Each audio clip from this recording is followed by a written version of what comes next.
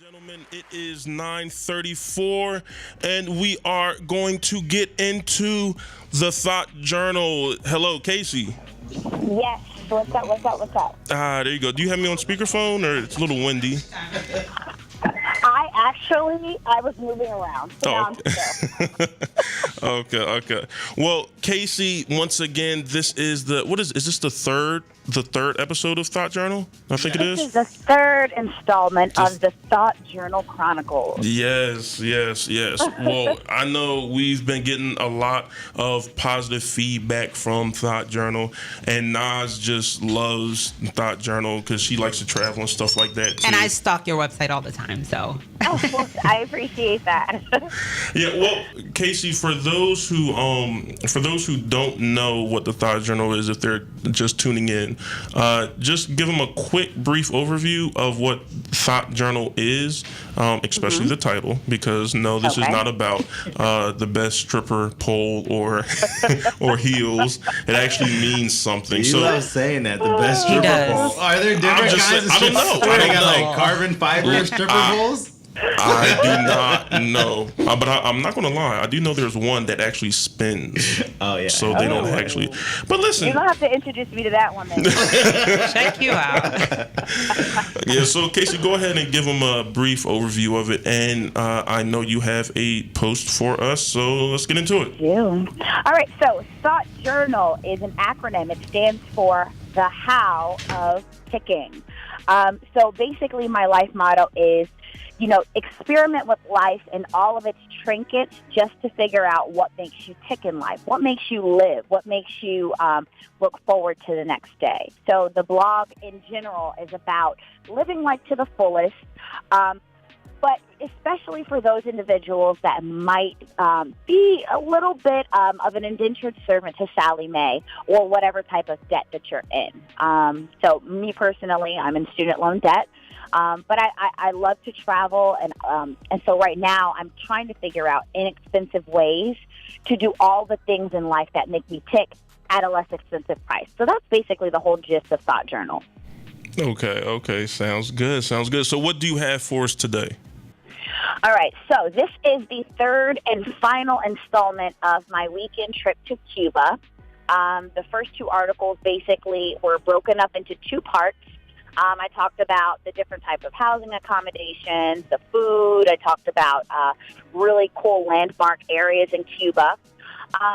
And so this article is a little bit different from the other two. This one really focuses on the Spanish language.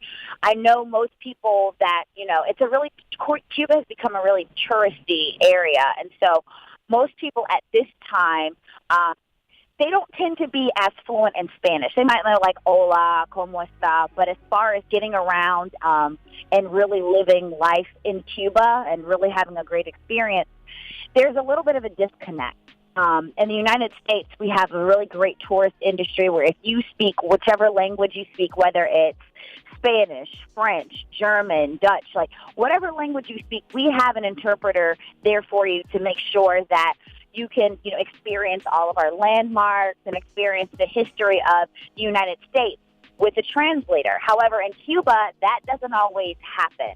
I have found that more people speak Spanish than English, and that includes even the tour guides. So this article really just focuses on basic Spanish in a couple of different scenarios so that you're getting, the best of your experience in Cuba overall. So that's what this newest article is about. I do apologize because there's a little bit of technical difficulties going on with my my host domain, and so the article isn't up. However, I have contacted technical services, technical support, and the article should be up at some point in the afternoon. But yeah, so that's what this next article is going to be about, or is about. Oh, wow. Okay, great. I know that sounds very exciting. And I've been doing some research and trying to figure out the best times to go to Cuba because I need to go. Mm-hmm. I really need to go. You do. You absolutely need to go. Yes. So now what the weather, like how, okay, so can you break down a generalization of okay, what are the most important things to look at when going over there? Like, how do you even find the right like hotel to stay? Do you do an Airbnb? Things like that. So as far as just like a basic breakdown of what I did, I found it helpful to do, since I was only there for a weekend, I found it helpful to do an itinerary ahead of time. I scheduled one thing per day.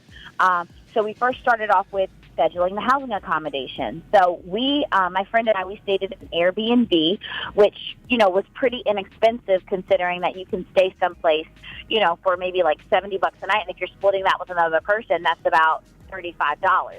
Isn't bad. So the Airbnb was our housing accommodation of choice. As far as the itinerary, we only made one activity per day. So when we got there, we knew that we wanted to do the Tropicana show, which was really just kind of like a Cuban dance performance. That was the first thing that we did. And then we had a little bit of, we had some dinner afterwards. And then the next day, we made it our business to go to Viñales, which is really more of a rural area. It's about 3 hours outside of Havana. And there you could go to the coffee plantation, you could ride horses, tobacco plantation. That's where we had our cigars rolled and everything. So, quick question. So, your article's about the language barrier, basically, but is there any apps or anything? Like, I downloaded Google Translate on my phone, and I downloaded Duolingo and stuff, and I found that I tried to learn a whole language in a week before I went. Yeah. And that didn't work out too well. It was like I only knew how to say, can I go to the bathroom or something? But what do you recommend for people who have no idea about Spanish? So here's the thing. In the article, I give specific scenarios, common scenarios that you'll find yourself in Cuba. And so nothing too difficult. I don't like, if I can have sentences that are like maybe 4, maybe 5 sentences or 5 words per sentence, that's what I tried to put in the article because that's a lot to memorize, especially if it's not your native language. So I do it based off of scenarios. So you'll have a scenario that's okay, eating at a restaurant, or trying to negotiate prices for a taxi, trying to order a drink, things that are very relevant to things that you'll be doing in Cuba. I have a more interesting question. Talk about negotiating prices, right? So what is like the police scenario? Because I was in a country where you can negotiate your freedom with the police. What? It happens. Third world country. I'm not going to say which country it was or what I was doing, but almost got arrested. Yeah, I don't know about the whole negotiating freedom. I personally, I did see the police, but I was trying to stay away from far them away as possible. Right. I did read it. One of my coworkers, she's Cuban, and she went to Cuba for the first time, actually, and she was telling me how a lot of taxi drivers can get stopped, and they can get stopped for a couple of reasons. The first reason is if they're speeding. The second reason is if you, for example, have a driver who picks you up in Havana and says, hey, I will take you to Viñales for 80 CUCs, which is basically equivalent to $80. Okay. $80 for a 3-hour trip. That driver, if they're a driver from Havana, cannot say, hey, well, I'll pick you back up in Viñales whenever you're ready to go because they're a Havana driver. That's kind of like in New York. Like districts. It's kind of like in New York, you have to have a New York driver's license. So he's got to go all the way back home to get his next trip. Exactly. Legally speaking, he can't do it. Now, if he doesn't get caught, that's one thing. Of course, the law is basically if you don't get caught, it's, not illegal. So if he doesn't get caught, then, but if he does get caught, then he can go to jail and you, as a passenger, can be detained. Not necessarily saying that you'll be locked up, but, you'll have to negotiate and find a ride from the police. Anything to do with police in other countries. Mark wants to stay as far away as possible from these cops. That's not what you want around these parts, especially not in Cuba. So, Casey, you mentioned food. Can you tell us a little bit more about the food? I'm definitely a foodie and a little fat girl. So I would love to know, what was your favorite dish and, what kind of food do they have out there? I will have to say, and I'm just full disclaimer, if you are a foodie, Cuba is not necessarily your country.